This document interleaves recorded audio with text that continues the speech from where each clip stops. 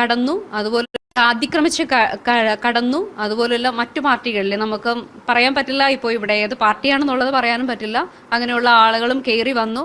കാരണം പാരന്റും മാനേജ്മെന്റും PTA തമ്മിൽ ഇടപെട്ട് തീർക്കേണ്ട കാര്യമാണ്, അവിടെ അവസാനിക്കേണ്ട കാര്യമായിരുന്നു ഇത്. പ്രിസ്ക്രൈബ്ഡ് യൂണിഫോം ഇന്ന രീതിയിൽ ഇങ്ങനെ വേണം വരാനായിട്ട്. ഇപ്പോൾ നമ്മൾ അങ്ങനെ മതപരമായി എന്ന് ഉൾക്കൊള്ളിക്കുമ്പോൾ അവിടെ വരുന്നത് ഇന്നയാൾക്ക് ഇന്ന ഇടാം, ഇന്നയാൾക്ക് ഇതിടാം എന്ന് ഒരിക്കലും ഒരു സ്റ്റാൻഡേർഡ് റൂൾസിൽ നമുക്ക് എഴുതി ചേർക്കാൻ പറ്റില്ല. കാരണം നമ്മളെല്ലാവരും ഈക്വൽ ആണ്.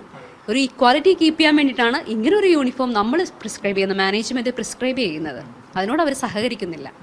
ഇയേഴ്സായിട്ട് നമ്മളിത് റൺ ചെയ്യുന്ന സ്കൂളാണ്. ഇതുവരെയും ഒരു പ്രശ്നവുമില്ല. ഈ വർഷം അഡ്മിഷൻ എടുത്ത ഈ കുട്ടിക്കാണ് ഇത്രയും ബുദ്ധിമുട്ട് വരുന്നത്. ഇവരുടെ കൂട്ടത്തിലുള്ള ഈ ഒരു സമുദായത്തിൽപ്പെട്ടവർക്ക് പ്രഷർ കൊടുക്കുന്നുണ്ട്. നെക്സ്റ്റ് ഡേയിൽ ക്ലാസ്സിൽ നിങ്ങൾ കുട്ടികളെ അപ്പിയർ ചെയ്യിപ്പിക്കുമ്പോൾ ഇതിട്ടിട്ട് വേണം വിടാനായിട്ടുണ്ടെന്നുള്ളൊരു പ്രഷർ അവരുടെ സമുദായത്തിലുള്ള കുട്ടികൾക്കും അത് ഭയങ്കര ബുദ്ധിമുട്ട് വരുന്നുണ്ട്. പാരൻസും ഭയങ്കരമായിട്ട് അവർ ടെൻസ്ഡ് ആണ്.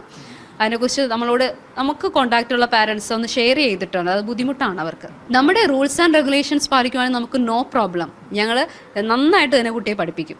അപ്പോൾ അവർ ആദ്യമായിട്ട് ഒരു ദിവസം ഇത് ധരിച്ച് സ്കൂളിൽ വരിക എന്നുള്ള അവർക്ക് വളരെ ബുദ്ധിമുട്ടാണ്. അപ്പോൾ ആ 10th പഠിക്കുന്ന കുട്ടികളൊക്കെ ഒരുപാട് ബുദ്ധിമുട്ട് അനുഭവിക്കുന്നുണ്ട്, കുഞ്ഞു കുട്ടികളും. കാരണം അത് ഇതുവരെക്കും ധരിക്കാത്തത് കൊണ്ട്, പാരൻസിൻ്റെ നിർബന്ധം മൂലം അത് ധരിക്കേണ്ടി വരുന്നത് കൊണ്ട് സ്കൂളിലേക്ക് വരുമ്പോൾ അവരുടെ ഒരു ബുദ്ധിമുട്ട് ആ കുട്ടികൾ മാനസികമായിട്ട് അനുഭവിക്കുന്നു എന്നാണ് പാരൻസിൻ്റെ ഭാഗത്തുനിന്ന് അറിയാൻ കഴിഞ്ഞത്. പക്ഷേ അവരെ ഫോഴ്സ്ഫുള്ളി അങ്ങനെ വിടാവുള്ളൂ എന്ന് പറയുന്നുണ്ട്.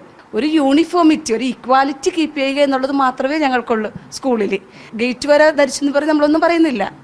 ക്ലാസ് റൂമിലേക്ക് കയറുമ്പോൾ എല്ലാ കുട്ടികളും ഒരേപോലെ, കുട്ടികളെല്ലാവരും തുല്യരായിട്ട് ക്ലാസ്സിലിരിക്കുക എന്ന് മാത്രമേ ഉള്ളൂ. അല്ലാതെ ആരുടെയും വികാരങ്ങളെ ഒന്നും വ്രണപ്പെടുത്താനല്ല. നമ്മൾ അത് മാത്രമേ ഉള്ളൂ. ഞങ്ങൾ കേൾക്കുമ്പോൾ തന്നെ നമുക്ക് ചിരി വരുന്നില്ലേ?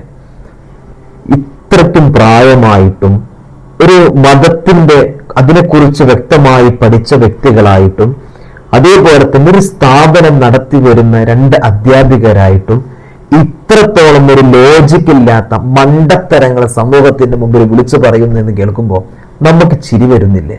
അല്ലെ? നിങ്ങൾക്ക് ചിരി വരുന്നില്ലേ? സത്യം പറഞ്ഞാൽ നമുക്ക് തന്നെ, എനിക്ക് ചിരി വരുന്നുണ്ട്.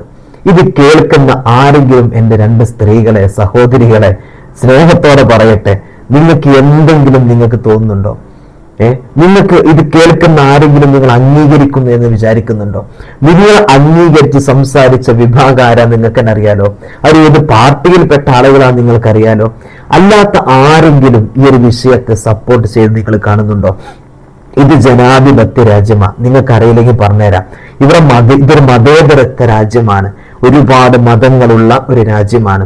ആ മതങ്ങൾക്ക് എല്ലാവർക്കും അവരുടേതായിട്ടുള്ള നിയമങ്ങളും അതുപോലെ നിയമവ്യവസ്ഥകൾ അനുസരിച്ച് ജീവിക്കാനുള്ള ഒരു സ്വാതന്ത്ര്യമുള്ള രാജ്യമാണ് നമ്മുടെ രാജ്യം. എന്നിട്ടാണ് ഇവിടെ കടന്നിട്ട് നിങ്ങൾ ഇങ്ങനെ വിളിച്ചു പോകുന്നത് അല്ലെ? അവരുടെ മതത്തിൽ അങ്ങനെയാണ്, അവരുടെ ആ ഒരു കൂട്ടത്തിൽ അങ്ങനെയാണ്, അവർക്ക് അങ്ങനത്തെ പ്രഷർ കൊടുക്കുന്നുണ്ട് എന്നൊക്കെ നിങ്ങൾ ചിരിച്ചുകൊണ്ടുള്ള ഈ വർഗീയത തുപ്പുന്ന രീതിയിലുള്ള സംസാരം ഉണ്ടല്ലോ. ഏതൊരു പൊട്ടനും മനസ്സിലാകും നിങ്ങൾ വർഗീയത തുപ്പുകയാണ് എന്നുള്ളത്. നിങ്ങളുടെ ആ ചിരി അത് ചിരിയല്ല. അത് 8 വയസ്സുള്ള 8ാം ക്ലാസ്സിൽ അല്ലെങ്കിൽ ചെറിയൊരു പ്രായത്തിൽപ്പെട്ട ഒരു കുട്ടിയുടെ, 8ാം ക്ലാസ്സിൽ പഠിക്കുന്ന ഒരു കുട്ടിയുടെ അതിന്റെ മുമ്പിൽ വിജയിച്ച ഒരു രാക്ഷസ ചിരി. മനുഷ്യരുടെ മുമ്പിൽ നിങ്ങൾ ചിരിച്ചത് കൊണ്ട് കാര്യമില്ല. ഞങ്ങൾ സ്വീകരിക്കും, ഞങ്ങൾ അംഗീകരിക്കും എന്ന് പറയുന്നുണ്ടോ? ആ അംഗീകാരത്തിലും ആ സ്വീകാര്യതയിലും എത്രത്തോളമാണ് നിങ്ങളുടെ വർഗീയത എന്ന് നമുക്ക് മനസ്സിലായോ? എത്ര മുസ്ലിം സ്ഥാപനങ്ങളുണ്ടെന്ന് നോക്കൂ നിങ്ങൾ. അവിടെ ഇക്വാലിറ്റി എന്നും പറഞ്ഞിട്ട് അവരുടെ മറ്റു മതസ്ഥരായ കുട്ടികൾ, ക്രൈസ്തവരും ഹൈന്ദവരും എല്ലാവരും പഠിക്കുന്ന ആ സ്ഥാപനത്തിലെ കുട്ടികൾക്ക് ഏതെങ്കിലും രൂപത്തിൽ ഞങ്ങളുടെ സ്ഥാപനത്തിൽ ഇത് പറ്റൂല എന്ന് പറഞ്ഞിട്ട് അവരുടേതായിട്ടുള്ള രീതികൾ മുസ്ലിം സ്ഥാപനത്തിൽ കൊണ്ടുവരുന്നത് നിങ്ങൾ കണ്ടിട്ടുണ്ടോ? നിങ്ങൾ മുസ്ലിം സ്ഥാപനത്തിൽ പഠിപ്പിക്കുന്ന അധ്യാപകരുണ്ട്. അവരുടെ നിയമങ്ങൾ ഇവർ അധ്യാപകർക്ക് ഇങ്ങനെയാണ് എന്ന് പറഞ്ഞിട്ട് നിയമങ്ങൾ മാറ്റുന്നത് നിങ്ങൾ കണ്ടിട്ടുണ്ടോ? ഇനി ഒന്നും വേണ്ട, നിങ്ങളുടെ തലക്കകത്ത് കിടക്കുന്ന സാധനം നോക്കിയോ? അത് നിങ്ങളുടെ മതത്തിന്റെ ഒരു കാര്യമല്ലേ? നിങ്ങളുടെ മതത്തിന്റെ ഒരു ശീർഷകം, ഒരു അടയാളമല്ലേ അത്? നിങ്ങളുടെ വസ്ത്രവും നിങ്ങളുടെ കഴുത്തിൽ കിടക്കുന്ന മാലയും നിങ്ങളുടെ തലയിൽ കിടക്കുന്ന ആ വെള്ള വസ്ത്രവും ഇതൊക്കെ എന്താണ്?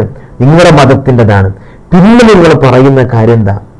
പിന്നെ നിങ്ങൾ പറയുന്ന ആ വിഷയം നോക്കൂ. അവരുടെ മതം അങ്ങനെ പറയും, നിങ്ങളുടെ വിഭാഗം അങ്ങനെ പറയും, ഈ വിഭാഗത്തിന് ഇങ്ങനെ തന്നെയാണ് എന്നൊക്കെ പറഞ്ഞ് കൊഞ്ഞനം കുത്തുന്ന രീതിയിൽ സംസാരിക്കുന്നത് നിങ്ങൾ സമൂഹത്തിന്റെ മുമ്പിൽ സ്വയം പൊട്ടത്തികളായി മാറുകയാണ് എന്ന് നിങ്ങളൊന്ന് മനസ്സിലാക്കുക. ഈ സമൂഹം നിങ്ങൾ അംഗീകരിച്ചിട്ടില്ല, ഈ സമൂഹത്തിൽ നിങ്ങൾ ഒരാളും അംഗീകരിച്ചിട്ടില്ല. എന്നിട്ടാണ് നിങ്ങൾ ഈ പറയുന്ന വാക്കുകൾ അംഗീകരിച്ചവർ നിങ്ങളെപ്പോലെ എന്നും വിഷം തുപ്പി സമൂഹത്തിൽ ഭിന്നിപ്പും കച്ചറയും പ്രശ്നങ്ങളും സമൂഹത്തിൽ അടിയും നെടിയും കുത്തുമുണ്ടാക്കുന്ന മതങ്ങളുടെ പേരിൽ അവിടുന്ന് അങ്ങോട്ടും ഇങ്ങോട്ടും മുസ്ലിമീങ്ങൾ വളർന്നാൽ ഇവിടെ ഹിന്ദുക്കളായ നമ്മളെ എല്ലാവരെയും ഒടിച്ചാമർത്തും ആട്ടും, അതുപോലെ തന്നെ ക്രൈസ്തവരെ വല്ലാതെ ഇവിടുന്ന് പറഞ്ഞു വിടുന്നു എന്നൊക്കെ പറയുന്ന ചില ആളുകളുണ്ടല്ലോ, ആ ആളുകൾ മാത്രമാണ് നിങ്ങളെ സപ്പോർട്ട് ചെയ്തിട്ടുള്ളത്. അതുകൊണ്ട് മനസ്സിലാക്കിക്കോ. മാത്രമല്ല, നിങ്ങളിപ്പോ ഈ വിഷയം പറഞ്ഞിട്ട് വീണ്ടും ചാനൽ ചർച്ചയും കാര്യങ്ങളൊക്കെ മുന്നോട്ട് കൊണ്ടുവരാണല്ലോ. അപ്പൊ നിങ്ങളൊരു കാര്യം മനസ്സിലാക്കുക, നിങ്ങളുടെ ഈ വിഷയത്തിൽ നിങ്ങളുടേതായിട്ടുള്ള വെള്ള വസ്ത്രം ധരിച്ചിട്ട് പാതിരിമാരായ ആളുകൾ അവരുടേതായിട്ടുള്ള നിങ്ങളുടേതായിട്ടുള്ള നിങ്ങളുടെ മതത്തിന്റെ നിങ്ങളുടേതായിട്ടുള്ള ഓരോ കാര്യങ്ങളും പറയാൻ വേണ്ടി പല സ്ഥലങ്ങളിലേക്കും പോയപ്പോൾ അവരുടെ അനുഭവം എന്താണെന്ന് നിങ്ങളൊന്ന് പഠിക്കും. ആരാണ് നിങ്ങളെ ആ ഒരു പാതിരിമാരെ അവർ നാട്ടിയോടിച്ചത്, ടച്ച് വിട്ടത്, ഓടിച്ചു വിട്ടത് എന്ന് നിങ്ങളൊന്ന് മനസ്സിലാക്കി. എന്നിട്ട് മതി അവരോടൊപ്പം കൂടി നിങ്ങളും മറ്റുള്ള മതസ്ഥർക്കെതിരെ സമുദായത്തിൽ അവരൊപ്പം കൂടി ഭിന്നിപ്പുണ്ടാക്കാൻ എന്ന് നിങ്ങളൊന്ന് മനസ്സിലാക്കിക്കോ കേട്ടോ.